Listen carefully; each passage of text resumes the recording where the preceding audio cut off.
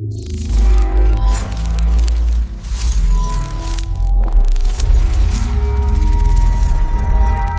कहानी शुरू होती है अफ्रीका के देश मोजाम्बिक से, जहां अपार्थाइड के खिलाफ लोग सड़कों पर उतरकर सरकार के खिलाफ प्रदर्शन कर रहे होते हैं। पुलिस उन लोगों को गिरफ्तार कर रही होती है जो इस विरोध में शामिल हैं। इसी दौरान हमारी कहानी के मुख्य किरदार टिम की एंट्री होती है। वह शहर की एक बड़ी मार्केट में दोनों हाथों में दो बड़े बैग लेकर जा रहा होता है। उसके साथ उसका दोस्त स्टीफन भी होता है, जो दूर से टिम को देख रहा होता है। वह टिम को इशारा करता है और टिम उन दोनों बैग्स को अलग अलग जगह रखकर चला जाता है। बैग्स में बहुत सारे पैम्फलेट्स होते हैं जो अपार्थाइड के खिलाफ लोगों को जागरूक करने के लिए बनाए गए हैं। टिम ने बैग में एक छोटा सा बम भी फिट किया होता है जो पैम्फलेट्स को बिखेरने के लिए होता है। जैसे ही टिम बैग रखकर कुछ दूरी पर जाता है, एक धमाका होता है और सारे पैम्फलेट्स मार्केट में बिखर जाते हैं। बहुत से लोग वो पैम्फलेट उठाकर पढ़ने लगते हैं। तभी दूसरे बैग में भी धमाका होता है और उसके अंदर से भी सारे पैम्फलेट चारों ओर उड़ जाते हैं। तभी वहां पुलिस की गाड़ी आ जाती है। उनमें से एक पुलिस वाला टिम और रॉबिन्सन को पहचान लेता है। वे दोनों वहां से भागने की कोशिश करते हैं, लेकिन पकड़े जाते हैं। अगले सीन में हम देखते हैं कि टिम को हथकड़ी लगी होती है और वह पुलिस स्टेशन के अंदर होता है। वहां उसकी गर्लफ्रेंड उससे मिलने आती है। वह टिम को कुछ पैसे देती है, जिन्हें टिम अपने जूते के अंदर छिपा लेता है। बाद में वह टॉयलेट में जाता है और उन पैसों को एक सिगार के अंदर छिपाकर अपनी प्राइवेट जगह में पीछे की ओर छुपा लेता है। अगला सीन शुरू होता है अदालत में, जहां टिम और रॉबिन्सन को जज के सामने पेश किया जाता है। उनके केस की सुनवाई होती है और जज टिम को 12 साल और रॉबिन्सन को 8 साल की सजा सुनाता है। रॉबिन्सन वहां से भागने की कोशिश करता है। वह एक छोटी खिड़की से निकलकर नीचे कूदता है, लेकिन भागने से पहले ही पकड़ लिया जाता है। दोनों को पुलिस वैन में बैठाकर प्रिटोरिया जेल ले जाया जाता है। जेल पहुंचने के बाद दोनों को उनके सेल में ले जाया जाता है। रात में टिम जेल की सुरक्षा व्यवस्था को बहुत ध्यान से देखता है। पहला दिन टिम अपनी सेल में होता है, तभी एक जेल गार्ड दरवाजा खोलता है। अगले सीन में टिम जेल की कैंटीन में होता है, जहां उसकी मुलाकात डेनिस गोल्डबर्ग से होती है, जो राजनीतिक कैदियों में सबसे खास है, मंडेला का साथी, जिसने अपनी जिंदगी आजादी के लिए समर्पित कर दी है।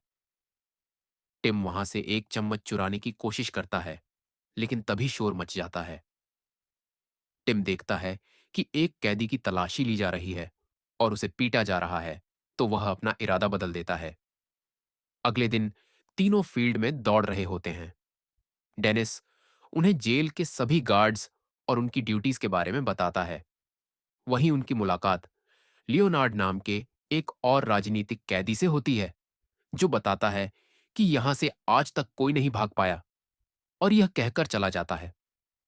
जेल का कैप्टन श्नेपेल दिखाया जाता है, जो वॉच टॉवर से सभी कैदियों पर नजर रखता है। अगले दिन टिम कैंटीन में डेनिस को पैसे देता है, वही पैसे जो उसने छिपाकर लाए थे। 23वां दिन डेनिस एक टूथपेस्ट के अंदर कुछ चिपकाने वाली चीज छिपाकर टिम को देता है। टिम अपनी सेल के लॉक को ध्यान से देखता है। अब वह रोज सभी तालों को ध्यान से देखकर उनके डायग्राम बनाता है। अगले दिन बाथरूम में उसकी मुलाकात लियोनार्ड से होती है, जो बताता है कि उसे चाबियों का डायग्राम बनाना है। अगले दिन जब वे कैंटीन में होते हैं, लियोनार्ड जानबूझकर एक थाली गिरा देता है। तभी सेल इंचार्ज आता है, जिसकी कमर में बहुत सारी चाबियां लटक रही होती हैं। टिम उन चाबियों को ध्यान से देखता है और उनकी आकृति याद करने की कोशिश करता है। रात में वह अपनी सेल में जाकर उन चाबियों के डायग्राम बनाता है। अब जब भी मौका मिलता है, टिम उन चाबियों को ध्यान से देखकर याद करता है और रात में जाकर उनके डायग्राम्स बनाता है। आखिरकार वह चाबी का पूरा डायग्राम तैयार कर लेता है। अब उसे लकड़ी की चाबी बनाने के लिए सामान चाहिए। टिम वर्कशॉप से लकड़ी और जरूरी सामान अपनी कॉफी की बोतल में छिपा कर लाता है। सेल इंचार्ज उसकी जांच भी करता है, लेकिन उसे कुछ पता नहीं चलता। अब टिम रोज रात में अपनी सेल में चाबी बनाने का काम शुरू करता है, सिर्फ अपनी याददाश्त के सहारे। और आखिरकार वह अपनी सेल का ताला खोलने में कामयाब हो जाता है। वह सेल के मेन गेट की चाबियों को ध्यान से ऑब्जर्व करता है और उनकी कॉपी भी बना लेता है। जब वह उसे खोलने की कोशिश करता है, तो बाकी साथी गार्ड पर नजर रखते हैं और टिम लॉक खोलने की कोशिश करता है, लेकिन चाबी लॉक के अंदर टूट जाती है। वह एक नुकीली चीज से उसे निकालने की कोशिश करता है, तभी एक गार्ड वहां आ जाता है। टिम तुरंत सफाई करने का बहाना बनाता है और वापस सफाई करने लगता है। जैसे ही गार्ड चला जाता है, वह लॉक को वैसा ही कर देता है जैसा पहले था। अगले दिन जब सेल सिक्योरिटी इंचार्ज गेट खोलने आता है, तो टिम को डर लगता है कि अगर लॉक नहीं खुला तो वह पकड़ा जाएगा। लेकिन लॉक खुल जाता है और वह सुकून की सांस लेता है। अगले सीन में लियोनार्ड के बेटे को दिखाया जाता है, जो उससे मिलने जेल आया होता है। तभी वहीं सेल सिक्योरिटी इंचार्ज आता है और उसे जाने के लिए कहता है। लियोनार्ड थोड़ा और समय मांगता है, लेकिन वह नहीं मानता और उसके बेटे को बाहर भेज देता है। फिर अगला सीन, टिम, लियोनार्ड और डेनिस अपनी सेल में बैठे होते हैं और बाहर वाले गेट को कैसे खोला जाए, इस पर चर्चा कर रहे होते हैं। वे कोशिश करते हैं कि सेल की खिड़की से हाथ डालकर सफाई वाला डंडा बाहर तक पहुंचाया जा सके। टिम उसी डंडे से कोई जुगाड़ बनाने की कोशिश करता है जिससे गेट खोला जा सके। कुछ दिनों की कोशिश के बाद वह उपकरण बना लेता है और उसे ट्राई करता है। बहुत मेहनत के बाद भी चाबी नीचे गिर जाती है। वह च्युइंगम खाकर उसे डंडे में चिपकाता है और काफी कोशिशों के बाद आखिरकार चाबी को वापस उठा लेता है और राहत की सांस लेता है। अगले दिन वे तीनों अपनी बनाई हुई चाबियों को जेल के अलग-अलग हिस्सों में छिपाने का प्लान बनाते हैं। वे कुछ चाबियां एक डिब्बे में रखकर जेल के गार्डन में छिपा रहे होते हैं। तभी सेल इंचार्ज को उन पर शक होता है। वह आता है और वहां देखता है, लेकिन टिम पहले ही चाबी को मिट्टी में दबा चुका होता है, इसीलिए उसे कुछ नहीं मिलता। वहीं डेनिस टिम को बताता है कि दीवार के ऊपर वाले स्नाइपर गार्ड से बचना बहुत मुश्किल है। रात में टिम अपनी सेल का गेट खोलकर आगे के रास्ते को ध्यान से ऑब्जर्व करता है। अगले दिन वे सब आगे की योजना पर चर्चा करते हैं। डे 206। टिम अपनी सेल से कचरा उठाने वाले गार्बेज मैन को देखकर उसे मिलने का इशारा करता है।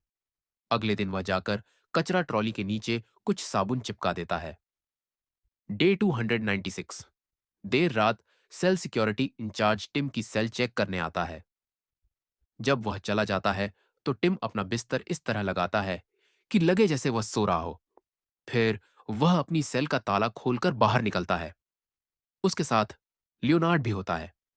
दोनों मेन गेट का ताला खोलकर सीढ़ियों से नीचे उतरते हैं, बहुत धीरे धीरे कदमों से। बाहर के दरवाजे पर एक मोटा गार्ड अखबार पढ़ रहा होता है।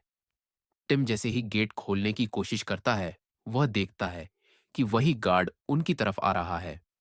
दोनों तुरंत पास के एक स्टोर रूम में छिप जाते हैं। गार्ड उसी तरफ आता है, लेकिन तभी ऊपर से कोई आवाज आती है और वह ऊपर चला जाता है। दोनों सुकून की सांस लेते हैं और धीरे से वहां से निकलकर आगे गैलरी की ओर बढ़ते हैं। टिम एक शेविंग मिरर की मदद से आगे का रास्ता देखता है कि कहीं कोई है या नहीं। फिर वे दोनों गार्ड के केबिन से एक चाबी चुरा लेते हैं और अगला गेट खोलते हैं। इसी बीच वह मोटा सिक्योरिटी गार्ड सेल्स की जांच करता हुआ आता है। रॉबिन्सन को उसकी सेल में देखता है और वापस चला जाता है। टिम और लियोनार्ड अगले गेट को खोलते हैं।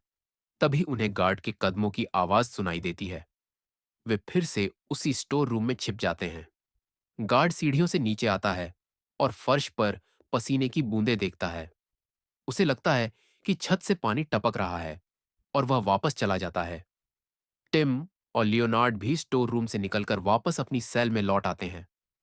टिम वह चाबी अपनी सेल में छिपा देता है। अगले दिन जेल का सिक्योरिटी इंचार्ज और जेलर सभी सेल्स का निरीक्षण करने आते हैं।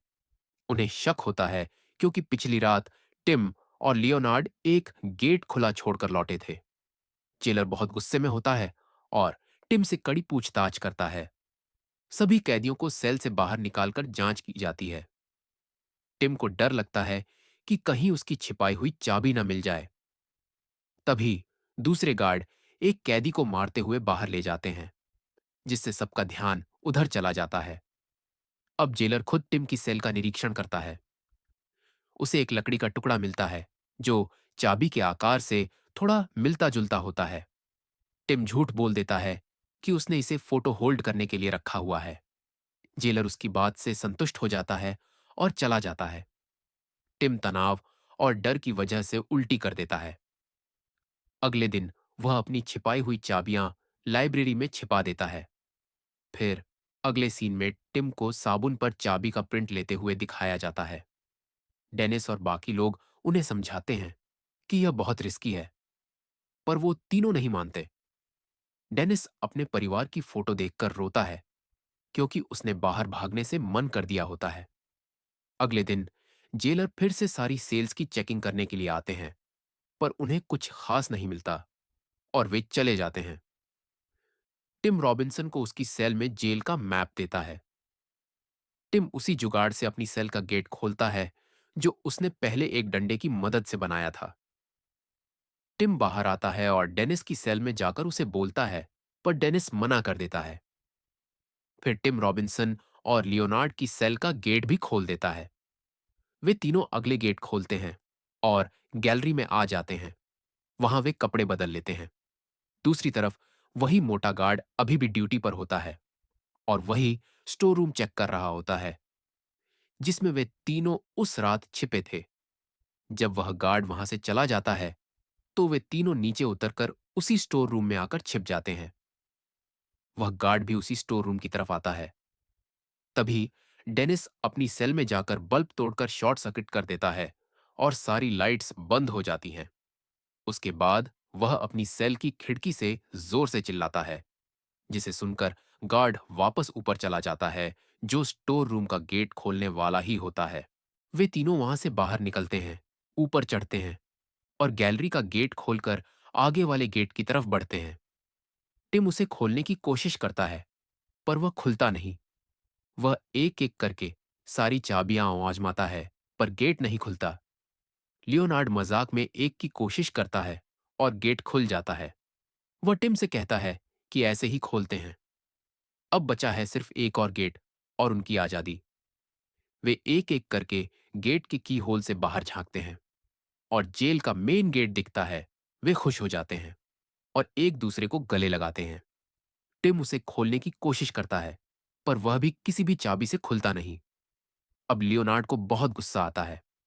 वह एक नुकीली चीज लेता है और गेट के लॉक पर जोर जोर से मारने लगता है। टिम डर जाता है, सोचता है कि आवाज सुनकर कोई गार्ड आ ना जाए, और अंदर जाकर देखता है कि कोई गार्ड तो नहीं आ रहा। वह वापस आता है और तब गेट का काफी हिस्सा टूट चुका होता है। थोड़ी और कोशिशों के बाद गेट खुल जाता है। वे तीनों अपने कपड़े बदलते हैं और धीरे धीरे एक एक करके बाहर निकलते हैं। टिम मिरर की मदद से दीवार के ऊपर वाले गार्ड को देखता है। जैसे ही वे पीछे की तरफ जाते हैं, वे धीरे धीरे आगे निकलकर जेल से बाहर आ जाते हैं।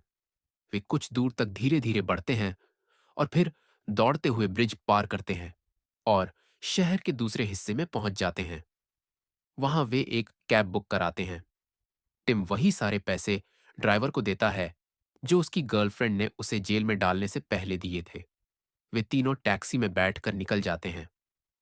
दूसरी तरफ हम देखते हैं कि सेल सिक्योरिटी इंचार्ज सेल का निरीक्षण करने आता है।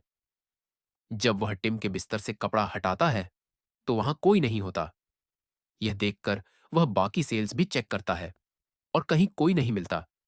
यह देखकर वह बहुत परेशान हो जाता है। यह सब देखकर डेनिस मुस्कुराता है। दूसरी तरफ वे तीनों कार में खुशी से चिल्ला रहे होते हैं। टिम की आंखों में खुशी के आंसू होते हैं। वह पास पड़े बची हुई लकड़ी से बनी चाबी को देखता है और उनकी कार देश की बॉर्डर पार कर जाती है। इसी के साथ फिल्म खत्म होती है। यह खत्म नहीं। डेनिस 1985 में जेल से रिहा हो जाता है। टिम और स्टीफन 1991 तक फ्यूजिटिव रहते हैं। 1994 में मंडेला दक्षिण अफ्रीका के राष्ट्रपति बनते हैं। और अपार्थाइड समाप्त करते हैं। और टिम स्टीफन लियोनार्ड की कहानी आजादी की प्रतीक बन जाती है। पूरी कहानी में दोस्ती, हिम्मत, थकान, तनाव, हर पल ड्रामा है। जेल की खौफनाक रूटीन, गार्डों की शकबरी निगाहें, कैदियों की दोस्ती और राइवलरी, सबको गहराई से महसूस कराती है यह यात्रा। बैकग्राउंड में बेचैनी, सस्पेंस और हर पल यह महसूस होता है कि शायद कभी भी पकड़े जा सकते हैं।